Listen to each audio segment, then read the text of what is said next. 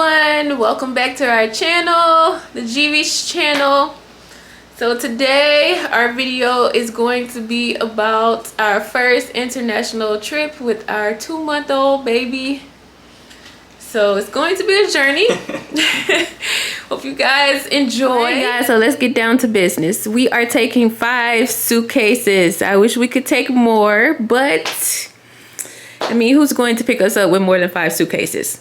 Especially in Europe where they don't have, I don't feel like they have big like SUVs like a Cadillac Escalade or something like that.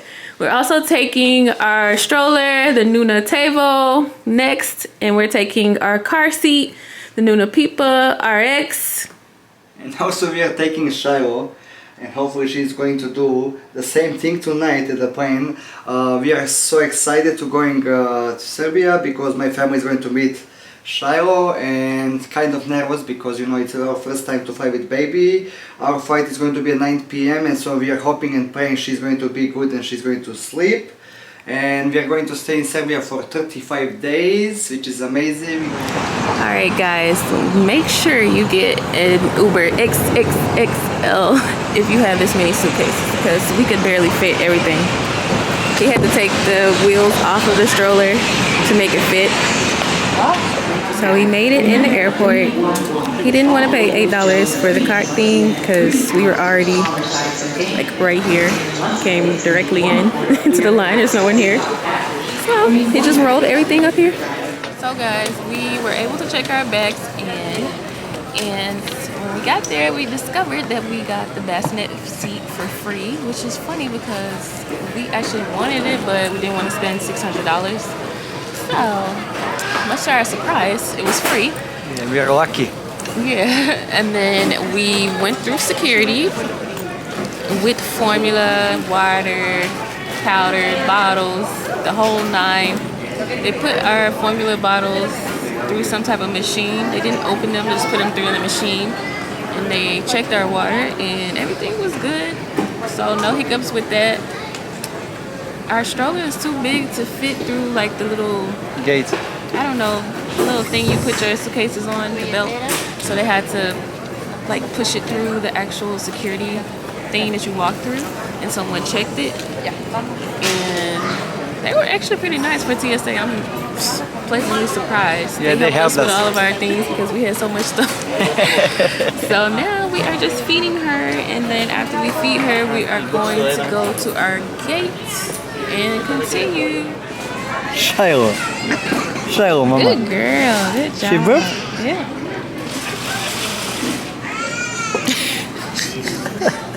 You ready to go? Leave me alone. You ready to go, Shiloh?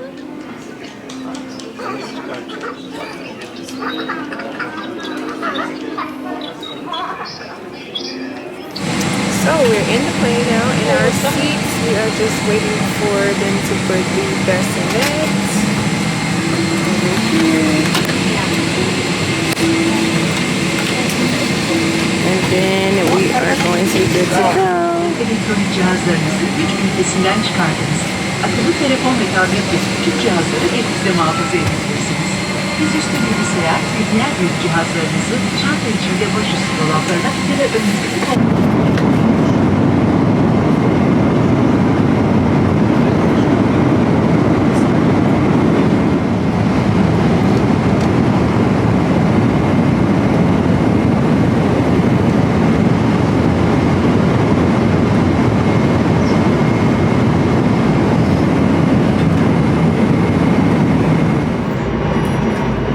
Just changed her diaper. She's doing amazing. It's almost 4 more hours until we're waiting to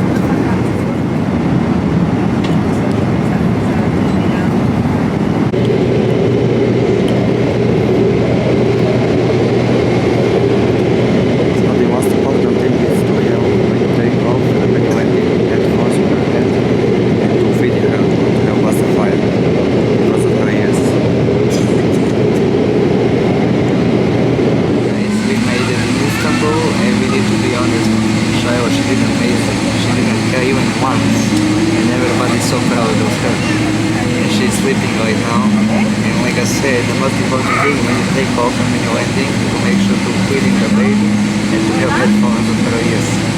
Or just use a pacifier. Yes! Guys, just a word of advice. Do not gate check your stroller car seat. Just go ahead and check it at the desk before you take off, because you're gonna end up like us with these items, stroller and car seat, and you don't need them. Because you help me. We have a carrier, and the baby is happy and fine. If your baby is okay with a carrier, take the carrier. Do not gate check these things, because now we're just pushing around the stroller, and it's just carrying our things. So stupid. We landed in Turkey, so we're just waiting for our next flight to Serbia. Again, just reminding you, do not bring the stroller, because now we want to go to the Gucci store and we can't because we have all this shit. So just bring the carrier. All right, everyone, so we arrived in Belgrade. Last flight, Shiloh was a bit fussy because she was tired. She didn't cry that much, but she did cry. And she stayed up a little bit, so she didn't sleep the whole flight. It was only an hour and a half flight. So we're getting all of our luggage and everything. You see, it's a lot. I don't know how he's going to push 2 carts. I will be pushing the stroller. So let's see how it goes. We made it. We made it. Just a couple pointers. So like we said before, do not gate check your stroller and car seat. Check it at the check-in counter. When it comes to like formula and everything, just make sure you have a separate bag with all of those things ready so TSA can check it, because they will ask you to separate it, and you shouldn't have any issues with that. Make sure you are either nursing, feeding, or pacifying your baby at takeoff or landing, because we saw 2 other babies on the plane. Yeah, their parents weren't doing that, and they were screaming when it came to us landing. Shiloh was extremely quiet. She didn't say a thing. We also had the little earmuff noise canceling headphones on her. I don't know if that helped, but we definitely were feeding her and also pacifying her when we were taking off and landing. So no issues there. So the last video got cut short because we were trying to pack all the suitcases up, get out of the airport, and leave so we can head to our final destination. And we were in a hurry because we've been with babies, so everything was different this time. But here we are. We made it in Kruševac in Serbia, and we want to give you some tips. Yes. So about the bassinet, we really don't think it's worth the money, because whenever there's turbulence, you have to take the baby and you have to hold them in your arms and with the infant belt. So with our flight, it was turbulence pretty much the whole flight. So that's why you saw a lot of the times I was holding her instead of her being in the bassinet. So ultimately it ended up being just like a storage space. So just imagine us, like, if we had actually spent money on that and not being able to actually use it. And I think we said previously, but one more time about car seat and stroller. Definitely you need to check in when you go there. So it doesn't make sense for you to carry everything. It's too much.